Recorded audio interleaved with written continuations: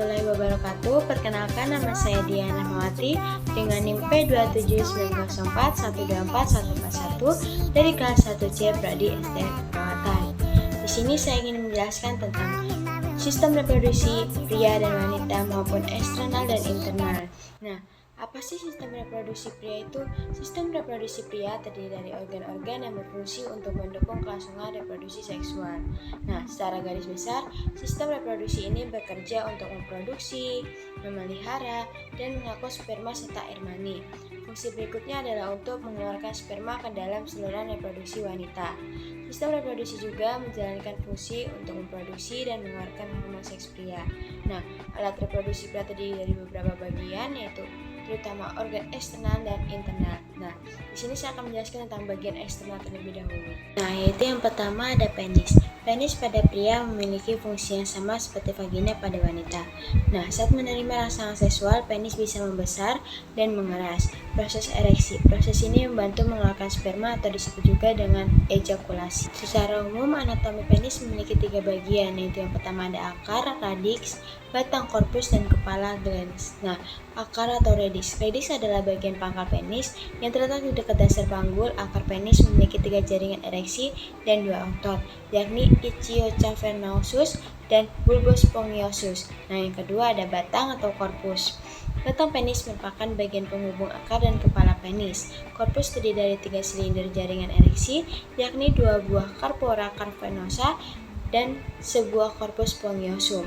Yang terakhir yaitu ada kepala glans. Kepala adalah bagian ujung penis dengan bentuk mengerucut dan terdapat lubang saluran uretra. Saluran ini mendukung fungsi penis sebagai tempat keluar air urin dan air mani.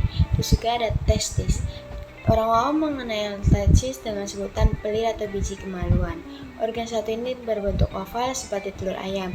Nah, testis akan mulai tumbuh ketika laki-laki memasuki masa pubertas sekitar usia 10-13 tahun. Fungsi testis sebagai alat reproduksi pria adalah menghasilkan dan menyimpan sperma. Nah, tak hanya itu juga, testis juga berfungsi untuk memproduksi hormon testosteron. Bagian sistem reproduksi pria lainnya yang berhubungan langsung dengan testis, selanjutnya itu ada skrotum. Skrotum merupakan kantong kulit yang menggantung di belakang penis. Organ ini berfungsi untuk membungkus testis dan mengontrol suhu testis. Nah, testis harus berada pada suhu yang tepat agar bisa memproduksi sperma yang normal. Idealnya, testis harus berada pada suhu yang sedikit lebih dingin daripada suhu tubuh. Selanjutnya ada vas deferens. Vas deferens merupakan saluran berbentuk tabung yang berfungsi menyalurkan sel sperma matang dari epididymis menuju saluran uretra untuk dikeluarkan saat ejakulasi. Selanjutnya ada kelenjar prostat. Kelenjar prostat terletak di bawah kandung kemih dan mengelilingi saluran kemih atau uretra, yakni saluran tempat keluarnya urin dan sperma dari dalam tubuh. Fungsi utama prostat adalah menghasilkan cairan yang bercampur sel sperma yang diproduksi testis untuk proses ejakulasi. Nah, cairan prostat ini juga berfungsi untuk menjaga sel sperma agar tetap sehat dan kualitasnya baik. Oke, selanjutnya ada uretra. Uretra merupakan tabung yang membawa urin dari kandung kemih keluar tubuh. Nah, pada pria, uretra memiliki fungsi tambahan yaitu untuk mengeluarkan air mani atau ejakulasi saat mencapai orgasme. Oke, selanjutnya ada vesika urinaria atau kandung kemih. Nah, merupakan organ yang berfungsi menampung urin. Sedangkan organ reproduksi pria yang berkaitan dengan vesika urinaria adalah vesicula seminalis dan uretra.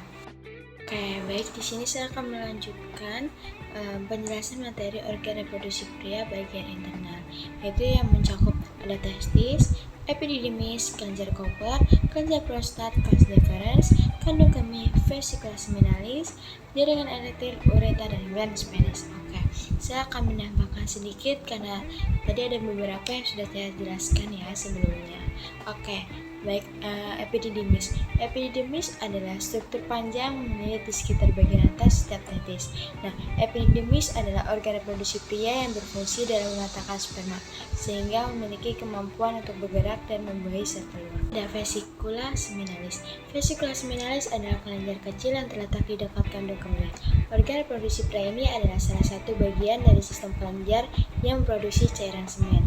Fungsi vesicula seminalis adalah menghasilkan cairan yang merupakan komponen utama dari semen.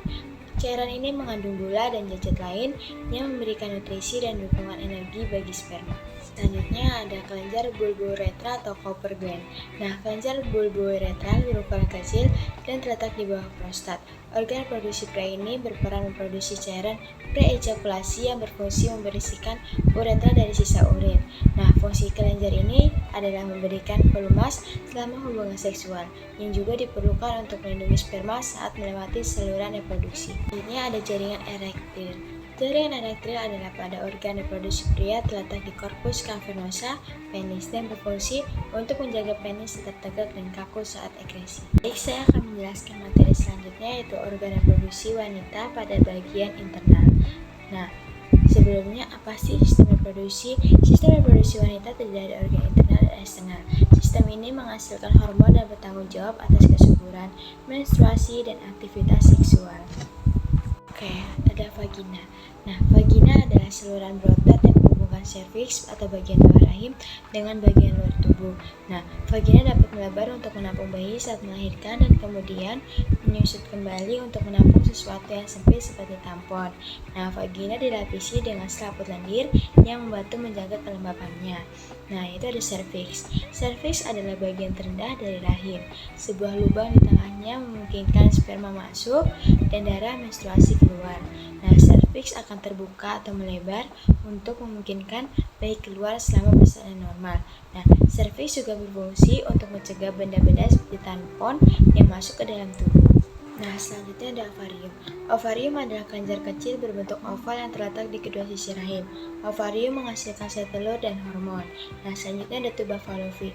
Tuba ini merupakan saluran sempit yang melengkap pada bagian atas rahim dan berfungsi sebagai jalur bagi sel telur atau ovum untuk bergerak dari ovarium ke rahim. Nah, pembuahan sel telur oleh sperma biasanya terjadi di tuba falopik. Sel telur yang telah dibuahi kemudian bergerak ke rahim, lepas sel telur tersebut menempel pada lapisan rahim. Selanjutnya ada ligamen ovarium. Ligamen ovarium adalah jaringan ikat yang menempelkan ovarium ke rahim. Nah, ligamen ini juga dikenal sebagai ligamen uteroovarium. Nah, fungsinya yaitu menopang ovarium, yang terakhir membawa pembuluh darah yang membawa nutrisi dan hormon stimulasi ke ovarium. Nah, selanjutnya ada saluran serviks atau cervical canal, adalah jalur yang menghubungkan vagina dengan rahim dan berfungsi untuk membiarkan sperma masuk ke dalam rahim saat berhubungan intim, membiarkan lapisan endometrium yang luruh saat menstruasi keluar dari rahim. Nah, ada uterus atau rahim, adalah organ reproduksi wanita yang berbentuk seperti buah pit terbalik dan terletak di panggul, di antara kandung kemih dan rektum. Uterus memiliki fungsi penting, yaitu menampung sel telur yang telah dibuahi, memberi makan sel telur yang telah dibuahi hingga menjadi janin, dan mempersiapkan kelahiran dan membantu persalinan. Fundus uteri. Fundus uteri adalah bagian rahim yang paling tebal dan berotot, serta terjauh dari serviks. Fundus uteri berfungsi sebagai atap rahim dan membentang di area antara tuba falopik.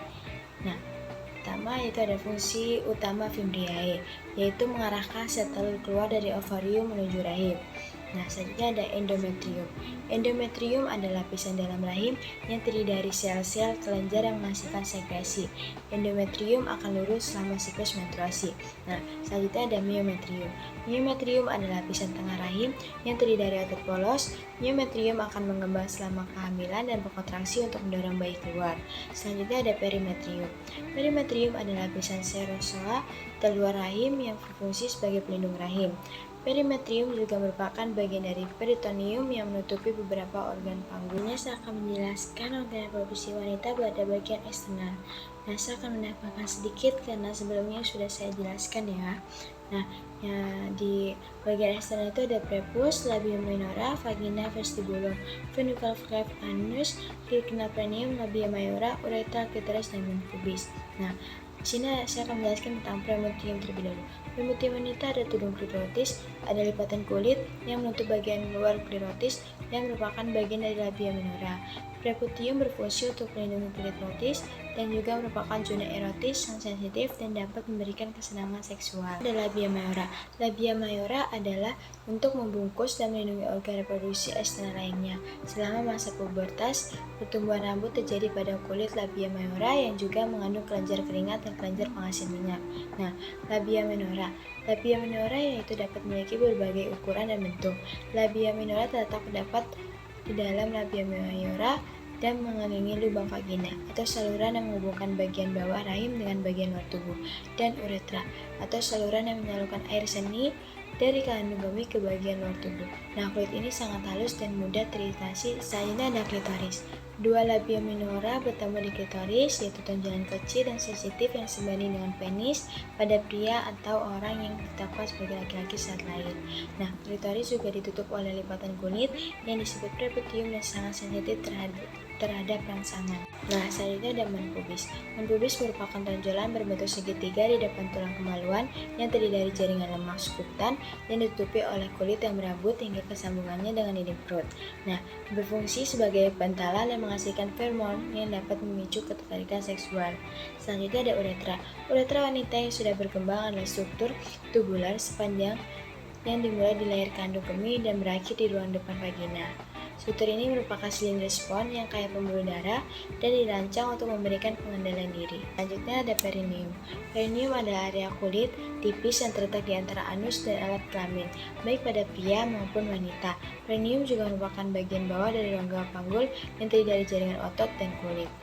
Perineum juga memiliki beberapa fungsi, diantaranya yang pertama memperkuat dasar panggul, tempat melekatnya beberapa otot seperti otot pubis spongius, otot perineum transversal dalam, dan otot uretra kompresor. Dan selanjutnya ada vestibulum. Vestibulum merupakan alat reproduksi bagian luar yang dibatasi oleh kedua bibir kecil. Bagian atas klitoris, bagian belakang pertemuan kedua bibir kecil. Pada vestibulum terdapat muora uretra, dua lubang saluran kelenjar baton ini, dua lubang saluran scan. Fungsi utama vestibulum telinga bagian dalam adalah untuk merasakan gerakan dan percepatan, sehingga tubuh dapat menjaga keseimbangan. Selanjutnya ada celah pudenda atau celah venus. Adalah celah yang berada di antara labia minora. Celah ini berfungsi untuk melindungi struktur vulva yang lebih halus. Bagian luar secara pudendal dilapisi oleh kulit, sedangkan bagian dalamnya dilapisi oleh lapisan sebasal atau stratum palpigi dan lapisan scapular tipis. Nah, yang terakhir ada anus. Anus adalah ujung usus besar, tempat sisa makanan menyelesaikan perjalanannya melalui saluran pencernaan yang keluar. Otot saraf dan selaput tendir di anus bekerja sama untuk membuat gerakan usus yang sehat dan dapat dikendalikan. Oke, baik, cukup sekian dari saya materi yang sudah saya jelaskan.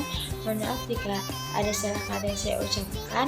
Terima kasih. Wassalamualaikum warahmatullahi wabarakatuh.